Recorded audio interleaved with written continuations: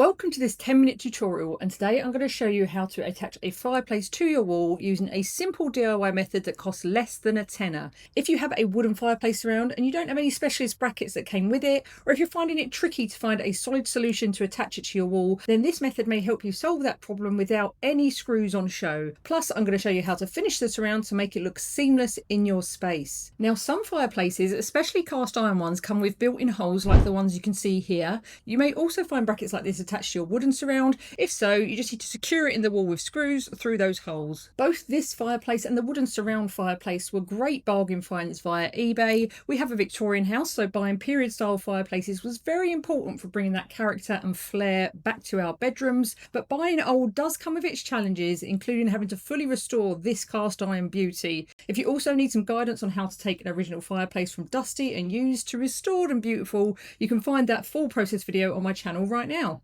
As you can see, this one was quite the task, which took a lot of patience and focus to get it gleaming again. It took a combination of several deep cleans of years and years of dust and soot, then scraping off paint from where it had been embedded in a wall in the previous owner's home, before finishing it with a few coats of a rich stove polish to give it that deep, smart finish once again. But it was so worth all the hours and hours of work because the end result is absolutely stunning. But while this one will be easy to attach to the wall, let's go back to fitting the wooden fireplace around, which is slightly more complex. We started by ensuring the fireplace was in the exact position we wanted it to be, with the cast iron part central and the surround sitting evenly around it. We then marked the surround on the wall so we had a framework of the placement to always come back to. Now, this fireplace surround is hollow behind the front detail, which means the only places actually touching the wall here are the outer edges. So we cut some blocks of MDF we had lying around to create a surface on the back of the surround that would actually mate with the wall. But if your fireplace surround is solid throughout, you probably won't need to add blocks like this. As you can see, they fill in the hollow corners of this fireplace surround, so now they're flush with the outer edges, and we have a large flat surface for the brackets we're going to use, making attaching it to the wall a lot easier. And we've also marked them right and left just to save us any confusion as we go. The brackets we're going to use for this are called flush mount brackets, and we got a pack of 10 of these for just over £2 from Screwfix, so they're really cheap,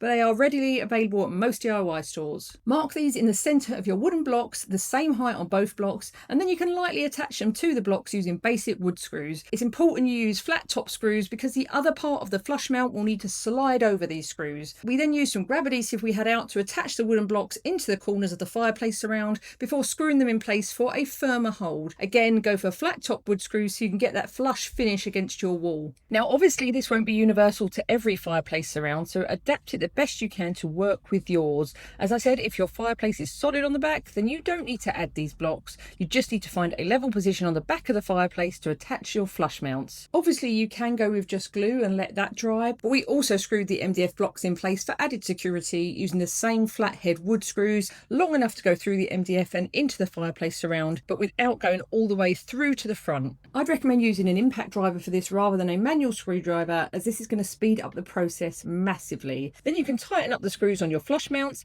making sure they are straight within the outline you drew around them earlier. What's most important is that both your right and left flush mounts are the same height, because when it comes to hooking them into the other mount, which will be attaching to the wall in a moment, you want to hook it in all at once rather than trying to latch on at different heights. Now, there are other types of fixing brackets out there you can use, and every fireplace is different, so just go with what works best for you.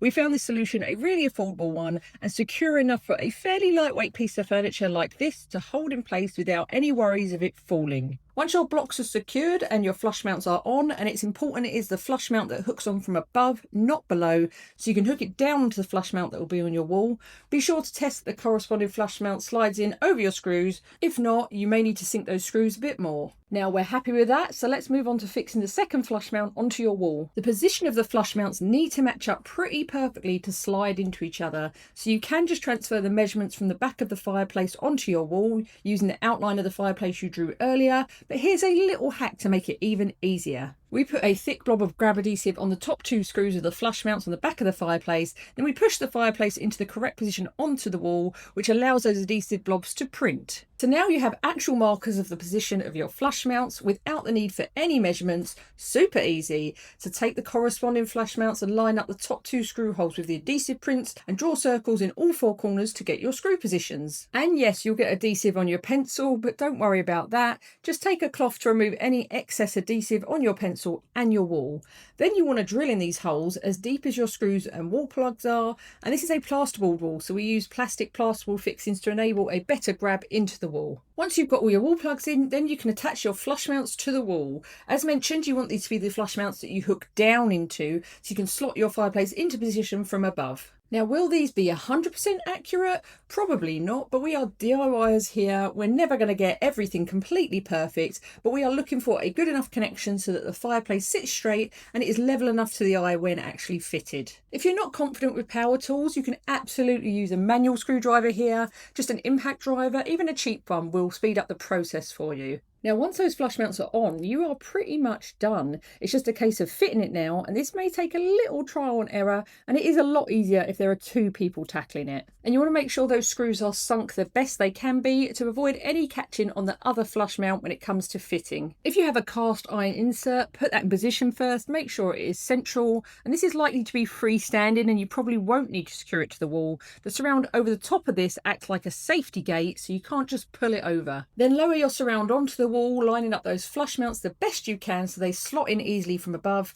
2 people makes this a lot easier as you can lower each side at the same speed and the same time. This may take a bit of wiggling and working out how best to mate the flush mounts, but be patient and take your time to get it in position the best you can. And if anything's catching, you may need to sink those screws a bit more. I think we had beginner's luck and this slotted in perfectly first time. It is super secure and looks fantastic, and the best thing about the flush mounts is that you do get a super close cinch to the wall rather than any big gaps. So now we're fitted, let me show you how to get a perfect seamless join for an authentic fireplace look. I am going to be painting this surround as I'm not a fan of the 90s pine, but if you are keeping the raw wood exposed, I do still recommend sealing it in with an oil or matte varnish just to protect it from any staining. So I'm sanding the top first as it had a few imperfections I wanted to get rid of before painting, but even before that I'm going to caulk the join between the edge of the surround and the wall. And of course I'm sanding first, so I don't risk sanding off any of my brand new caulk. I'm just hand sanding here with an 180 grit sheet of sandpaper, nothing too rough as we're not trying to take too much off, just giving it a light rub over the top for a smoother finish. I just love the character and detail in this surround. It is very Victorian vibes, and the cast iron insert is almost exactly the same as the few original fireplaces we found around the house. Now I'm going to be painting the surround the same colour as the wall, so when it comes to caulking I'm not too worried about getting the most crisp, delicate line, but if you are not colour drenching everything, then I would apply masking tape close to the join of the wall and the fireplace surround so you get that nice sharp neat line to finish. I'm using caulk once here. It is very cheap but a step up from the most basic caulk, so you won't get any cracking or sinking. It just makes for a much better final finish. And all we're going to do here is apply caulk anywhere around the edges of the fireplace surround where it touches the wall, and this is just going to make it look like it's completely sunk into the wall and therefore like it could be an original. As always, no fancy tools here. I am using the finger dipped in soapy water method, which just smooths it over beautifully and gives it a really sleek finish. Now I have done a lot of caulking in my time, and I've even got a caulking masterclass live on my channel right now if you want to watch that. But the beauty of caulking is that you do not need to get the application perfect. Even here I got it a bit thick and it's very messy, but you can take your time smoothing it out, removing any excess until you get that lovely neat finish. Have a damp cloth to hand to clean up as you go, and of course protect any surrounding surfaces like flooring that you don't want to ruin. And once you're done, this takes about 24 hours to fully dry, so leave it for a while before you move on to your final painting or sealing stage. And that is it. We now have a fireplace fully fitted onto the wall, looking smart and seamless and bringing a bit of character back to what was a very boring space. And as you can see, we nailed 2 little wooden blocks to the floor in front of the legs just as one was slightly warped, so this will pinch them in and train it back into a flat position. I am so happy with how this looks. The proportions are brilliant, and along with the new coving and ceiling rows, once it's all painted, this space is going to have a bit of much needed charm and character back. Thank you so much for watching. I really hope this helped solve a dilemma for you, and do subscribe to my channel for more handy 10-minute DIY tutorials for beginners.